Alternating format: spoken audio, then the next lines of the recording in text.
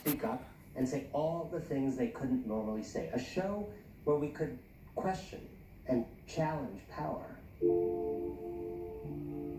Now, though, the world that was changing appears to be collapsing. The virus is ravaging the nation. March and April saw what might possibly be the highest unemployment rates since the Great Depression. Britney Spears is Instagramming writers calling for Marxist revolution. Now the very idea of power itself, who has it, and how they wield it, is no longer a matter of intellectual debate. It's a matter of life and death. For people on the margins of society, it always has been. What we're seeing, in fact, is not a new America. What we're seeing is an America exposed for what it was. Every element of this unfolding crisis is a product of the collective choices we have made in the past. Gutting the social safety net, denying workers a living wage, warehousing people in overcrowded prisons, defunding pandemic prevention while spending billions fighting an imaginary war in space. Or is it on space? War on space?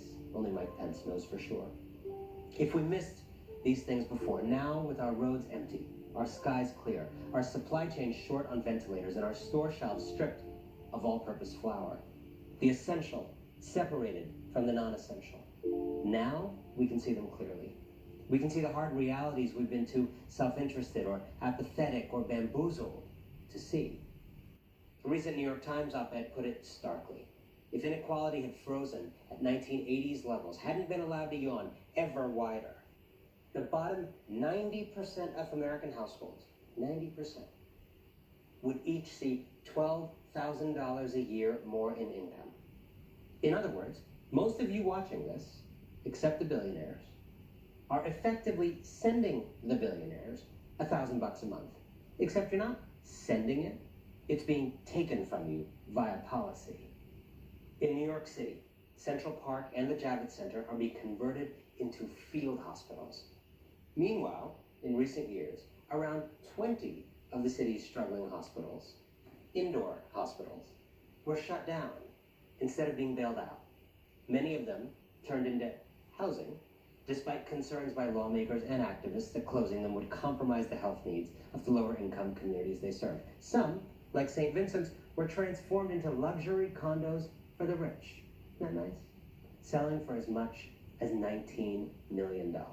Which is why, even as this show's title suggests an activity that is presently hazardous, we remain as committed as ever to its original vision and purpose. We do need to talk, not just about the news per se, not about what happened in the last 24 hours, but about the root causes we haven't been talking about, things about ourselves, about our society that have been hidden for far too long.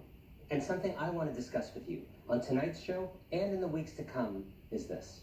What will the legacy of this crisis be? What will we make of the massive upheaval we're currently experiencing? Who will we be on the other side? This is not a new question. As The Atlantic reminds us, it's a question that goes back at least as far as the French Revolution, when the righteous anger of rioting French peasants of 1789 mutated into a brutal reign of terror. Or, more recently, as noted by Rahm Emanuel in the wake of the 2008 financial crash, you never want a serious crisis to go to waste. I'm neither optimistic nor pessimistic, I'm hopeful. Whereupon that crisis was immediately allowed to go to waste. Incredibly, barely a decade later, we are living that moment again. The scramble has already begun, Rebecca Solnit wrote recently in the New York Times. The possibilities for change, for the better or the worse, for a more egalitarian or more authoritarian society, burst out of the gate like racehorses at times like these. It's easy to be cynical about who will prevail in this contest, given the advantages of those with entrenched power, and given what we've witnessed time and time again. Because in that scramble to fix a broken system, chaos reigns, time is short, legislation is rushed through, and in the smoke of the raging fire, it's often the arsonists who rush in to be the firefighters, costume and everything. I see you, debt financiers in Puerto Rico. I see you, charter school advocates in New Orleans. As Naomi Klein warned in her book, The Shock Doctrine, crises can be a boom time for corrupt politicians and big corporations. If we don't stay focused on designing real solutions in a time like this, if we don't make that our work, lobbyists are more than happy to relieve us of the task.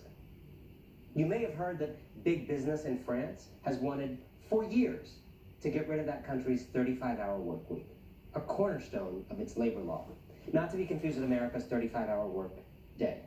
Well, guess when they finally got it done? After the virus struck.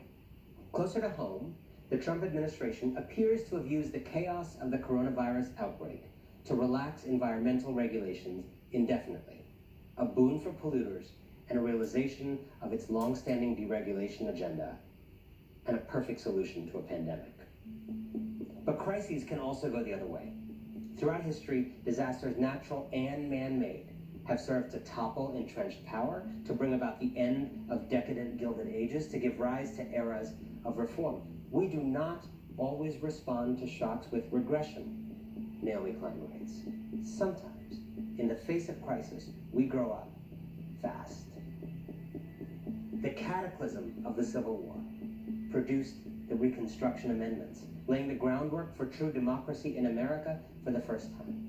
The exploitation of child and immigrant labor in the Gilded Age led to the Fair Labor Standards Act and other protections of FDR's New Deal. The riots that engulfed our cities in the wake of the Reverend Dr. Martin Luther King Jr.'s assassination led to the passage of the Fair Housing Act and the adoption of widespread affirmative action policies in colleges and the workplace.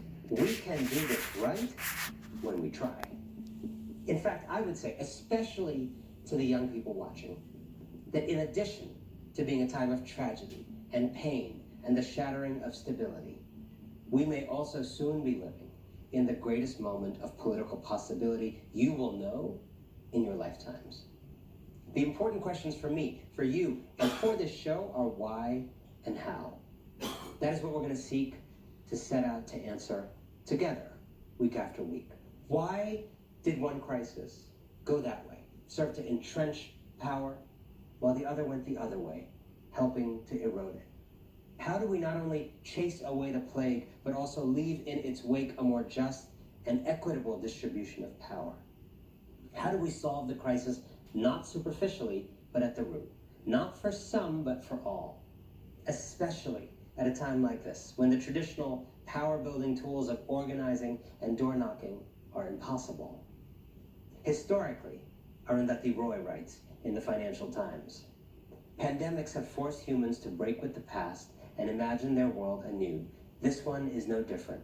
It is a portal, a gateway between one world and the next. We can choose to walk through it, dragging the carcasses of our prejudice and hatred, our avarice, our databanks and dead ideas, our dead rivers and smoky skies behind us, she writes.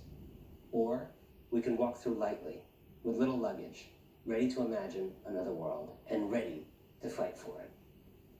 Right now, things may seem dark and hopeless. As I speak to you, mass graves are being dug in New York City to handle an overflow of bodies. In less than 2 months, more than 40,000 Americans have died. To put it in perspective, that's the number of people who died in 9/11, the 1906 San Francisco earthquake, the Johnstown flood, 3 of the country's deadliest hurricanes, Pearl Harbor, and the ranks of U.S. soldiers in the Iraq War combined. Depending on how we act today, we could still lose tens, even hundreds of thousands more. Perhaps you've lost someone you love, or you've just spent a harrowing 2 weeks in the ICU yourself. Or maybe you're one of the lucky ones. And your biggest problem right now is knowing more than you ever hoped to about big cat possession in Oklahoma. That, and needing to get back to the office so you can resume spending more time with your work husband than your quarantine husband, aka your husband. Either way, the good news is that this crisis has exposed more than a country with gaping holes in its medical supply chains and its social safety net. It has also exposed the tremendous courage, decency, and resilience of everyday people, many of whom, just 6 weeks ago, our society did not even deem essential. Every day we see UPS drivers risking their lives to make sure we get our sweet, sweet toilet paper on time. arrive soon.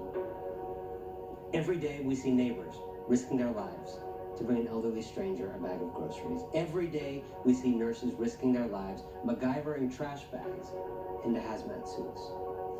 And if we can harness that, if we can take that energy and that civic spirit and find out how to channel it and how to sustain it, then we as citizens will decide what lies on the other side of that door. We did not choose this crisis. Who would? But we can try to shape its consequences. We can interrogate power. We can work to change other people's minds and be open to changing our own. We, on this show, can ask more probing questions and listen more deeply for answers. We can make you think and perhaps, even in a time like this, make you laugh. And we can equip you with the truths you need to do the one job from which you can never be laid off, that of citizen. That is what this show will do. So welcome, one and all, to a seat at the table. And when I come back after a short break, I will be at this very table, so to speak, with Congresswoman Alexandria Ocasio-Cortez. Stay with us.